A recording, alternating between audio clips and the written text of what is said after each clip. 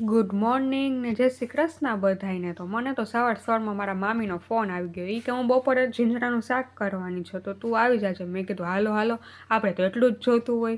તો આપણે તો નાહી ધોઈને દીવાબત્તી કરીને મહાદેવના દર્શન કરીને નીકળી ગયા મારા મામાની ઘરે. જો આ છે મારા મામાનું ઘર. ને પછી બેસી ગયા જમવા. આપણે જમવામાં હતું જીંજરાનું શાક ને રોટલી ને એવું બધું. પછી હું ઉપર ગઈ મારા બીજા મામીને મળવા. ત્યાં તો એ તો આખો દિવસ કામ જ કરતા હોય, ખબર નહીં એવું તો ભગવાન આને શું કામ આપે છે. આ છે એનું ઘર. પછી આપણે પહોંચી ગયા રેલનગર મારા પપ્પાની ઘરે. ત્યાં બધાની મુલાકાત લઈ લીધી અને મુલાકાત લઈને નીકળી ગયા આપણી ઘરે. મેં કંઈક નવું ચાલુ કર્યું પણ હું ક્લિપ લેતા ભૂલી ગઈ. તો થોડીક ક્લિપું છે. તો આપણે પાણીપુરીનું ચાલુ કર્યું છે.